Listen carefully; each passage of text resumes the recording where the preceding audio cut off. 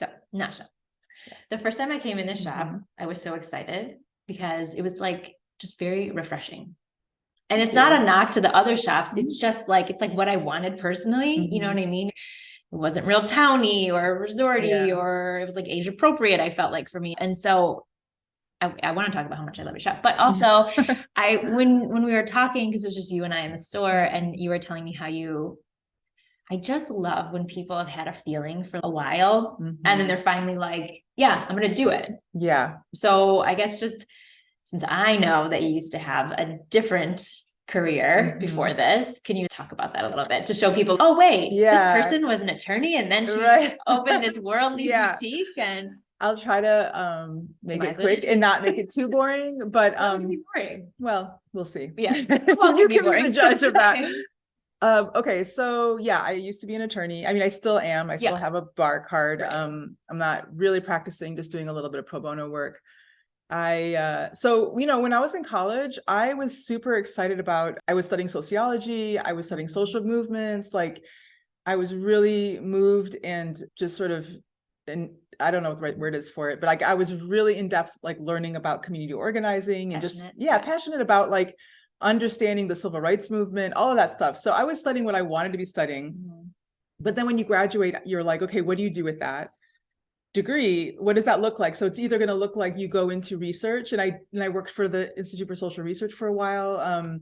I worked in Chicago as a community organizer for a while. And from those experiences, I was like, I think I want to be an attorney because I feel like it's the next step in applying in getting a skill and then applying it to create social change. So that was sort of like an Obama path. Totally. I know. When I read his book, I was like, oh my God, dude, you were way smarter than me though.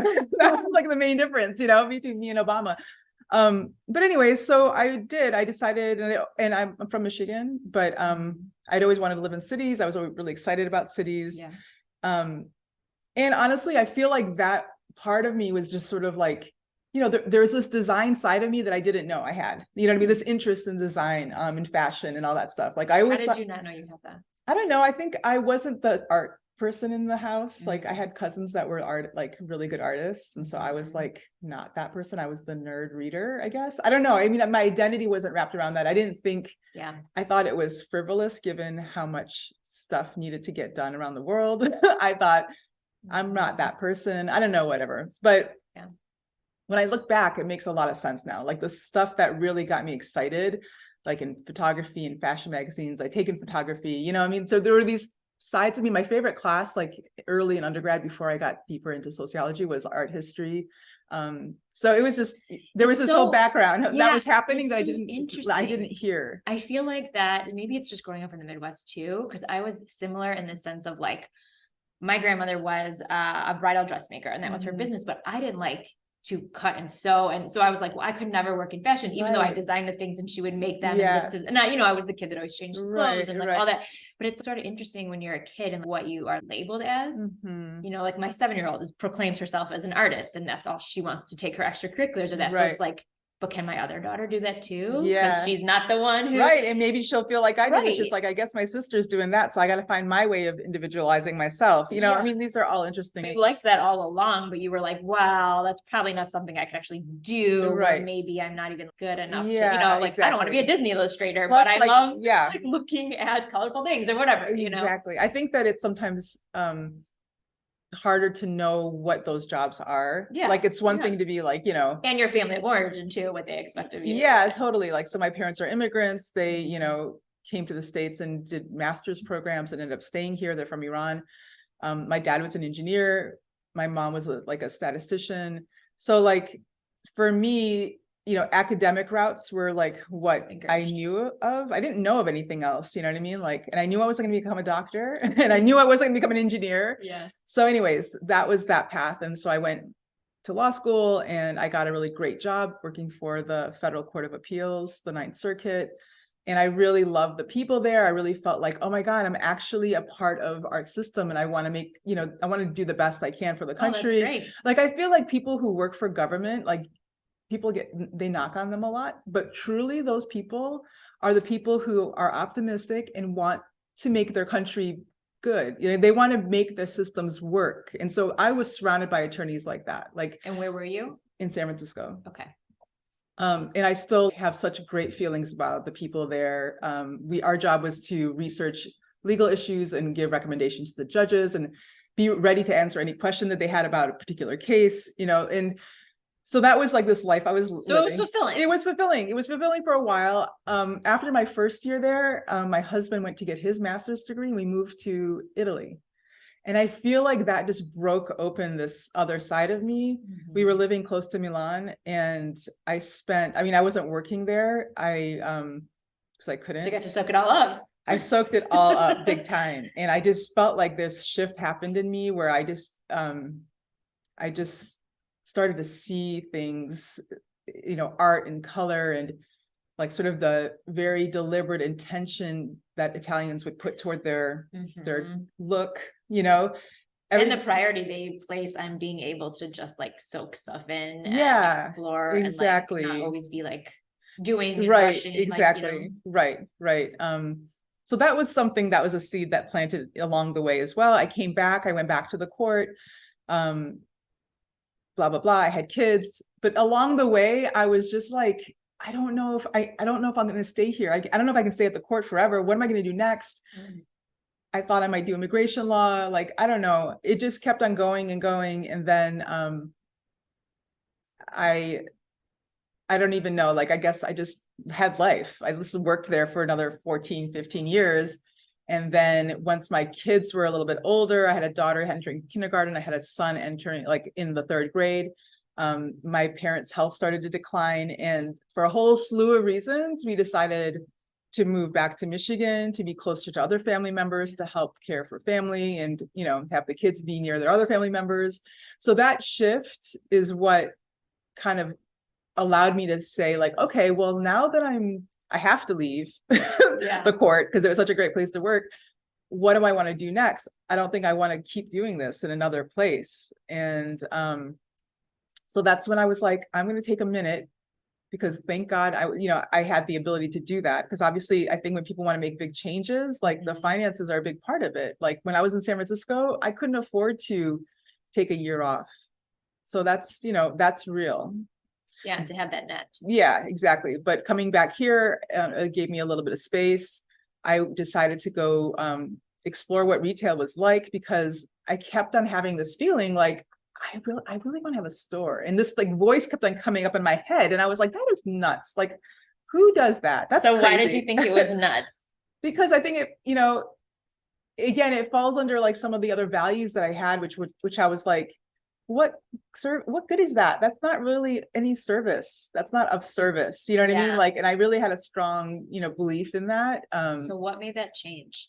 Because I think that too, like when you think of service, it's like, you can directly see you are helping someone. Yeah, exactly. It doesn't have to be in a doctor-patient setting, but anything. Right. It's like, you can see the outcome. And so it's like, wait, it's bringing someone joy from like very cool thing. It's like, you have to change your mindset, especially with immigrant parents. And I can speak to that from like my family. It's like, they're so used to kind of like survival and like focus and thrive that it's not like, oh wait, but this is important too. And you feel like almost like frivolous and beautiful, but it's like, but it excites you, and like, why can't we do things that excite us? Yeah, well, I think that you can. Right. But it takes a minute. You be like, well, no, I'm going to do this. It wasn't like an overnight switch. I think so. I mean, it wasn't like I woke up one day and was like, I'm going to do this. And I think that happens for some people.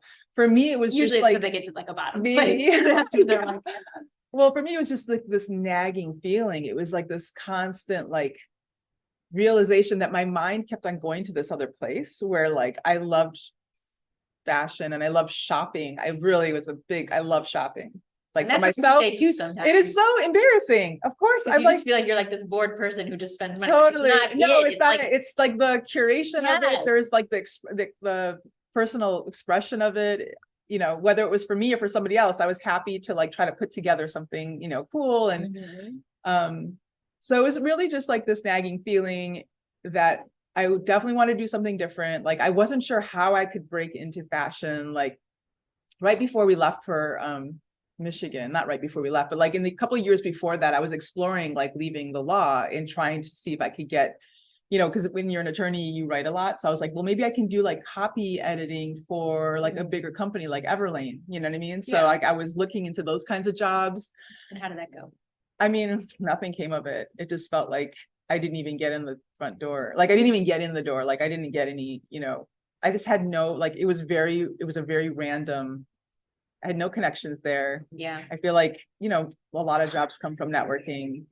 It was like all the no's were coming. So you're like, there weren't even no's. I'll just there was like store. No, there was like no responses. And so I was like, well, no responses.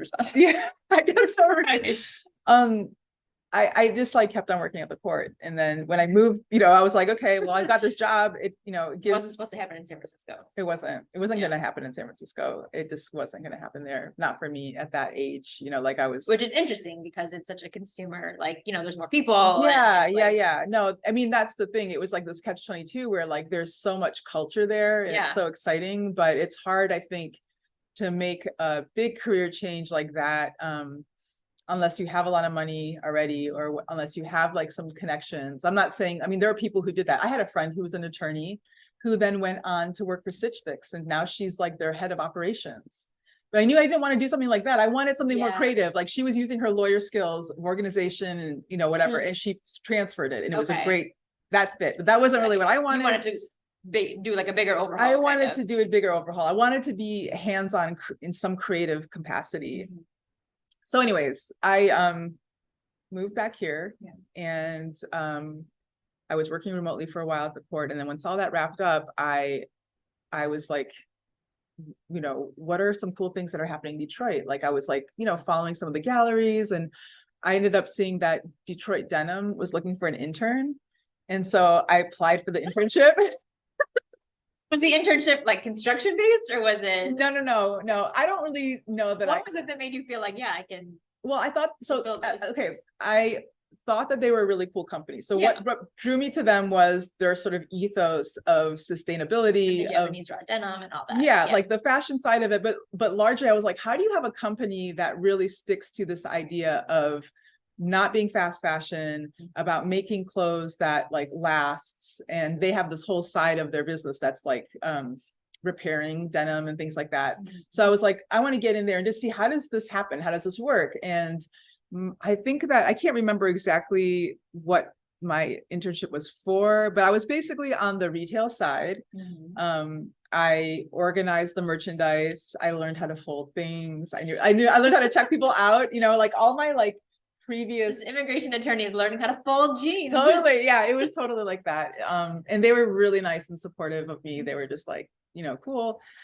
So I was doing that, and it was just an internship. And then I had also put like feelers out prior to that to some other businesses. And there's a store called Nora that's in Detroit. And I remember walking into Nora, and Jason, my husband, who worked around the corner from there in Midtown. Oh, how nice. Yeah, he had said, you should check this store out because it's so you. And I did. And I was like, oh my God, I finally feel like I'm at home again. Like I felt like there was a real West Coast, you know, Scandinavian also vibe to the place. And I was like, this is the kind of store that I would want to have, except I want to have apparel.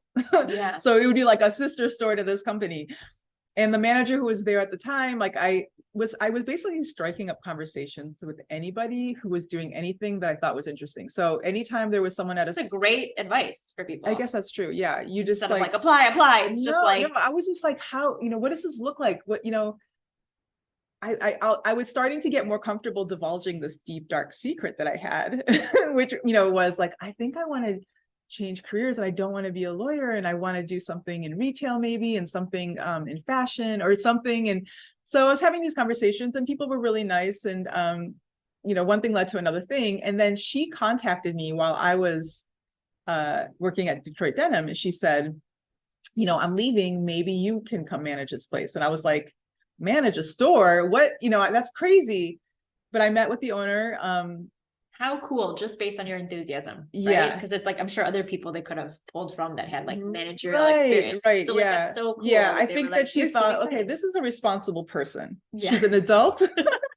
She's somewhat organized. I mean, she's an attorney, she has to be. You know, I think those were the things that were going for it. You know, I think that she clearly knew that. I'm not saying you shouldn't have gotten it. No. I'm just saying that it's funny how like, you know, sometimes it's almost like more important that you're a reliable person or that people believe that you are reliable, then necessarily you have all these skills and they don't know what kind of person you are. But because we had that exchange, I think she understood like, okay, this is a solid person. I'd rather hand the store over to someone who's a solid person than someone, you know, who maybe was a manager at another store. I don't know. This is my assumption. Yeah. So I met with the owner, and she was like, yeah, give it a try. And I was like, I went in one day and I gave it a try, and I was like, I loved it. I was like, I love being in this space. Like, I just want to be in this space. It's so nice here. And I loved, it was easy for me to chat it up with customers. Yeah. Because I was really excited about everything. Right, because the people that come into that store are the same vibe, right? Yeah, like exactly. Target or something. Right, right. So it was really, you know, fun and social. And so then I did that.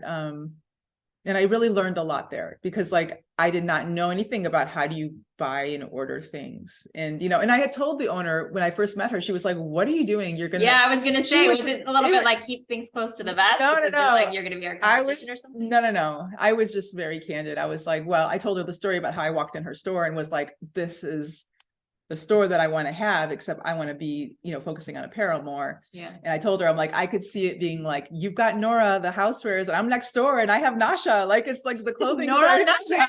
And I told her that, and she thought it was, you know, funny. But not realistic. Well, I don't know. And so I was really candid with her about it. And so I started working there, and then, you know, I worked there for under a year. The pandemic hit in March of 2020. And at that point, like, everything changed. My kids were home. My husband was the breadwinner at that time. Like, so he really needed to, and he started his own company when we moved back here. So like, there was this whole other thing, like he needed to keep things afloat. Yeah. And I had a first grader, like she needed help. And I was like, I'm not going to be able to stay on board at Nora, fulfilling like online orders, because they had to close too. Yeah. And so I basically was like, I think it's time for us to part ways, because I don't know how long this is going to last. And then of course, now we know how long it lasted. It lasted forever. So you were fulfilling online orders? Well, like, cause they had to move to online only. Right. That's what I mean. They were closed. Yeah. So they were closed. Still wanted you to be. Well, yeah. Cause they were like, well, people are still, cause everyone wanted to support small businesses. I don't know if you remember that. So it was like, well, especially in Detroit. Yeah. Like you can kind of pocketed. Totally. So. And so the idea was to encourage people to buy online. If there's stuff you still want, we can ship it to you. And, you know, we made, you know, free shipping and blah, blah, blah. And so I did that for just a brief period. And then, cause I told them like, I'm not just like I'm not like leaving tomorrow, but I just need you to know that I think I'm going to have to transition out of this and stay at home with my daughter, and, let me know how I can, you know, help. So I helped a little bit, you know, to kind of transition. And long story short, I stayed home for the next year or whatever, trying to help my daughter through school and whatever. And then, you know, and we didn't know what was going to happen. It just felt like it was the end of the world, you know, and it felt like really, I mean, if there was ever a time for it to feel frivolous to have a store or to even talk about fashion, it felt like that. Oh, I felt like that too, because I was spending my days in people's closets and in the stores, like pulling clothes for them and everything. And it just was like, oh, wait, I can't operate in person anymore. And so now, like, who's going to spend money on this, because they're not going anywhere. Yeah, and like, even though there's so much psychology, right, to working with this, to having your wardrobe curated and edited and stuff. But it was, it was like everything became so scarcity and so bare bones. And so like, what do we need? And So I just kind of put that off in the back of my head. But like, you know, I kept a journal. I you know, was taking notes and expressing these thoughts and feelings of like, what could this store look like? And like, I was starting to like open up. Like dream time. Yeah, it was, I had already started that when I was like going to decide to work for these retailers. But I, you know, moved into that and came with all these different iterations. I'm like, is it a cafe store? Is it a, you know, and I was just like, in the end, I was like, no, I don't want to have a cafe. I want to have a clothing store. Like I kept on like trying to come. Where did the cafe come from? I don't know. I was like, how do you make money having a clothing store? You know what I mean? Like that was the thing. I was like, how do I make this financially viable? And what did you come to the conclusion with? Because stores like Nora and the other, you know, City Bird, all these beautiful stores, it's, you know, you don't have to deal with fit and sizing and seasonal pieces. So you can make more money. And that's why when I walked into your shop and I saw apparel, it was really it was exciting, because I don't want to say it's easier because, you know, having a shop is challenging, but like it's easier to sell a beautiful candle and a book and some cute like gift for, you know, someone than it is to sell like a jacket or a seasonal skirt, you know what I mean? So it was nice that you blended those two, because it's like, to me, I just, especially post-pandemic, I so miss going into a beautiful space. Me too, yeah. And that so many stores that I used to love have closed. Maybe not financially, they just, it was time or whatever. And it's like, it's hard to shop online. Even though I know all the places to go to, and I know the international sites, and like I know the things, it's like not fun. Like it's like you look at something like an Anthropologie, even if you hate their clothes, why do they do well? Because it's an experience, and you have that. Thank you. Yeah, and that's totally what I wanted. Like that was definitely a constant theme in my like notes. Like I know that when I travel, I seek out cool boutiques. I like to find all the cool little things in a city, and you know, and you know, stores that allow you to kind of meander and discover little things. Like that's always been like, that brought me so much pleasure. Like treasure. When you're looking to change your career and you're reading all these books and they're like, you know, what is it that sparks your heart, you know? And it was so dumb, but it felt like what really makes me happy is if I had a day in the city and I could just go from shop to shop and get to know the owners. And that was the other thing, like the people who run these stores, for the most part, like they're small businesses, but they are really passionate about what they have. You know what I mean? So when you have a conversation with a person like that, like you're making a connection that's different from like going to a department store, you know, right? It's a different connection. So it feels very like you're getting to feel a little piece of that city. Maybe that's why the cafe was like, coming in. Like, where can I have a conversation? No. The cafe was really there because everyone had said like, that's where you can make more money, because that's something that people need every day. To supplement in like a coffee. Yeah. It was like something consumable, that you get a lot of consumption of. Like that, I was like, how do I tie that in? Because it's kind of, you don't need a skirt every day. Yeah. And you really shouldn't need a skirt every day. And so like, what am I trying to promote here? So that was why I had the cafe idea. But then I was like, having worked at Nora, I started to like realize like the value of like having, housewares and how they all kind of tie together. It's sort of like a lifestyle concept, you know what I mean? Where you come to a store like this and, the clothes and the things I have here, like they relate to each other in a way. Like it's not like two different stores, it's not like my houseware stuff feels different from my clothing. Like everything has sort of, it all has like a colorful vibe. And so like, if you think about, having a home, like, and if you like this kind of vibe, then you're going to want to wear like pops of color, and you're going to want to have pops of color in your house too. That's how I am. So that was the idea, to create like this combination so that there's a little bit of something for everyone. And I found that it's true. Like a lot of times it's the little kids that are passing by our store that pull their parents in, which I did not expect at all. But I think that they catch that like colorful, playful vibe, and they want to come in. And they don't see like kid mannequins. I mean, there's a little bit there's little toys in the window. Like, we have these little Cubot puzzle things, and like I have kids books, and and also the clothing, again, the color. This is your marketing strategy, I guess. It's confetti shooting out of the windows all the time, so kids come in. I had no idea, but a lot of times middle schoolers and high schools come down into Plymouth, and they come into the store because they're like, we've got all afternoon just to hang out. They just loiter. Yeah, well, there's that too, but there'll be like, I can hear them say, like, I've heard this way more than once, like, my mom would love the store. I got to tell her about the store, which is so sweet. And then sure enough, that mom will later come and be like, my kid told me to come in the store. And I was like, that's awesome. Thank you. So, what an interesting marketing strategy that you didn't plan for. Totally. Definitely didn't plan for it. Like, I just don't have that kind of background. Like, I don't know how to do that stuff. Yeah, but it's also, I do have that background, and I'm telling you, I think more important than anything, than all the things people tell you to do and all the proven things, it's like, you're just doing what excites you. Yeah, exactly. So whether that's your window display or however the things you're curating into the shop, like it excites you. Yeah. And then that 12-year-old is going to see that. Yeah. I agree. She's going to tell her mom. So it's kind of like, it doesn't matter with your email. It does all that stuff, right? but I think like the authenticity, you're doing the most important part. Right. Is like loving what you do. I think that's really the and most then like important actually part. putting it out Yeah, and like showing people. exactly. Right. Like, because you loved this for so long.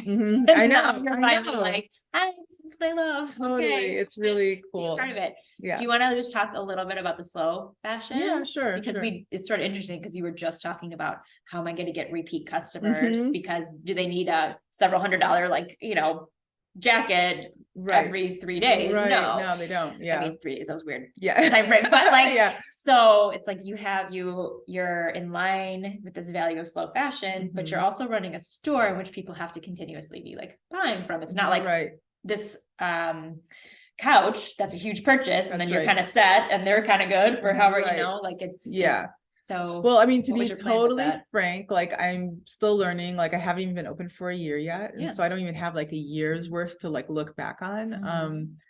But so my thoughts on slow fashion are that it's like we have to live that way. I mean, our planet just can't sustain the way that we're consuming things. So I think on a pollution sort of standpoint, on like a consumerism kind of standpoint. So I think that that's just fact. So in terms of my buying, like I tend to buy from designers who are smaller, so they're not making like mass producing things. They're also like not having a ton of waste afterwards. They're not like making so much stuff and then having to pitch a bunch of it and making it so cheap that they can afford to pitch some of it. Like that stuff, that makes me like, I don't even understand that world. I know. So but it also means that like the price points are higher here, and I'm starting to look at like, okay, how do customers perceive that? Like, do they feel like when they see a sweater that's almost $300, they're like, they just drop it and they are really like shocked by it, which especially if it's not like a well-known brand, like that's not what your shop is about. Like you could go into a Neiman's or a Gucci if you wanted that, right? And then if you went there, I don't know that item would necessarily be ethically made. No, you know what I mean? But I'm saying, price wise, people are like, okay, I can spend $2,000 on this because I know this and this is what it is. Right. So maybe it's more about like education. Yeah. So that's like part of what I, feel like I've been trying to do and, want to continue doing. So like when you're using natural materials, like a lot of times it costs a little bit more because it's actually coming from, a sheep, but it lasts really long. It's really warm. And when you wear it, it feels really good, because it's not like I have only natural material clothing, but I know when I put on like that acrylic sweater, even if that lasts really long, like it just doesn't have the same kind of luxurious feeling as like some of our alpaca sweaters that we have. And so like the designers that I'm working with, like they know their knitters, they know the people who are growing, who are making their clothes. Like they go to Peru, they meet with their knitters. Like it's more of like a collaboration than like I need 5 million of these sweaters that I can pitch later. And it's nice that people can come in and touch that sweater, because I know there's a brand, I probably won't say it now because I don't know, but they only sell online, and it's similar mindset where it's like we are working directly with the shearers and this and that's cashmere, and it's an $80 cashmere sweater versus several hundred and stuff, and that's beautiful, and their marketing I think is really well done, but it's like you can't touch it, and that's something that like why we need boutiques, because you need to be able, like if some people don't understand, if you look at the blend or the composition of something, what is that going to feel like? So even though there's people doing that are selling online that are doing great things but it's like in here you can actually see if this is I think that's one thing that like people overlook about boutiques in general. Like there's a person there who went and found these things for you to then, you can scout out everything that I have here and go online and try to buy it. But I'm the one who brought that to you and have allowed you to try it on. And, like I'm going to keep bringing cool stuff to you. So I actually have a cousin who has a boutique in Los Gatos, or she doesn't anymore. She sold it, but it was like a wedding store. And I remember her son telling me something like he had to tell someone in his life, like you can't just go and buy that online. my mom had that in her store. Like, that's just not right. And I never even thought about that, you know, about how like you wouldn't attract that same consumer, because that's like something you would do if you're in, you know, maybe like a Nordstrom or like, I don't know, something more bigger. Right. No, I like think, you're in a Costco and you want to, or not Costco, I don't know. Yeah, where you're Just, like price shopping. Yeah. Like I wouldn't think to do that. You might not think to do that, but I've seen people do it, like where they're like or maybe checking. not familiar with the brands. So they're like, let me see. Yeah, maybe. And that's fair. Like I've researched, like I love shopping, right? As I told you. So if I find a brand, like I'm in Barcelona and I'm like, oh, what is this? And then I want to find out about it. I do research. It's not that I don't do that. Right, to see if it's available at home or whatever. Yeah, exactly. But you know, I think it's also important to recognize like the role that like boutiques play in a community. Like the reason why people love Plymouth is because there's places to walk around and shop in. And the only way that these places can stand here and continue to create that vibe, you know, that little town vibe, is if they stay in business. And to stay in business, you need people to, you know, shop at your store. So that was just an interesting like sidebar note that I was just dropping in there because I thought about my cousin, you know, what he had said to me about. Good for him for standing up for his mom. I know, it was really sweet. Yeah, I was like, you're smart. Yeah. I was like, yeah, that makes total sense, because this is what creates the character of a city, of a town, you know. And so you want to keep that alive. But that's not about slow fashion. I think it's good to think about that too, just because like putting value on your curation, because there's value obviously on the maker. Yes. Yeah. On like the designer and on the seamstress, like, you know what I mean? There's like value, like, oh, you made these shoes by hand. Totally. And I'm at the factory or something, versus like, oh, this is a boutique. Yeah. And they just marked it up for something. Right, so it's really, you know, kudos to your nephew for being like, she picked this, you know, and brought this in here and like has this space that you know, pays for. Yeah. And she's helping this brand, this small business, like actually thrive as well, because she's bringing their product to a whole new community. You know what I mean? Because as you said, if you're just online, you can only do so much, but when you can get out on the street, you get known in a different way. So even having that like multi-channel, like they like to say, like opportunity, I think is important for the brands. And I've like met many of these designers, like the actual designers, not their rep, not their, you know, and I know them and I know how hard they work. And I love telling people about that. Like, oh, these are two sisters who are actually from Michigan, but now they live in Alameda, and they just created this brand from the ground up, you know, like it just adds like an element. I think for me, it does to know that the thing I'm wearing, you know, has that story. I love that. So I'm hoping to attract people like that too. So basically, like the way I feel when I'm in this store, when I first came in, is like, it's like you're on a trip and people are more happy to buy when they're on a trip, right? Like if you're like, I'm in Porto, Portugal, and I see this cute shop, like that's more exciting to me. And I'm not buying it just because it's from there, but it's like, I don't see something like this. Right. So you kind of still have that feel, which is really great. That's cool. And I agree that like, it's different from the other stores in town, and it just adds like a new dimension, like another dimension to the community. Because there's all kinds of people. Right. But for me, like, but I identify with this more. Yes. So that's why I'm saying to you right now. Same. Yeah. So, well, I will tell everyone where your store is located. Tell people what's inside, because we're going to do a little video. But what, like, if you had to surmise what's in here. Like, people are like, why would I go to that store? Yeah. I mean, so there's onesies on the wall. There's a diamond behind you. Like, right. Okay. So it's, I try to describe it as like a modern apparel, gift boutique. I mean, there's things here that you can, you know, women will come and buy for themselves. Like it's gifting yourself, unique clothing items. I love dresses. So there's a lot of like just day dresses, like dresses that you can wear easily anywhere. But then there's a whole section of, just like fun housewares, like, you know, interesting trays and pictures. And I also do ceramics. So I make the ceramics in the store, like the handmade pottery. So you'll find some of that kind of stuff. There's like a little kids section with like baby clothes mostly. I don't do much more than like up to 24 months. And books. And I love, you know, art books. So what I found, you know, over the holidays, particularly, people were coming here to get gifts, and the gifts that they were buying, like, was less the clothing. It was more like, oh, the puzzles and the cool art book, or some of the kids' toys, like the Land of Dough, Play-Doh. And so that's, it fills that, that need in the community. I also have cards. So people who need to quickly get a card for someone, I've got a nice cardboard and jewelry. We're going to shoot a little video in here to show like everything that, that you have, because it is, but I would say if people were thinking, okay, what's this shop about? I would say, yeah, fun gifts for yourself and interesting apparel that you don't see like other places. So yeah, you just have to come in and check it out. It's not like, oh, I have a party to go to. I know I'm going to come here. You might find something. It's more everyday kind of pieces, like essentials. Yeah, exactly. Except for that one shiny astronaut suit you have. I know. I always like to have a few shiny things. Who doesn't? I know, right? That's what I've got some really cool dresses coming in the fall that are just like beautiful, just sequined.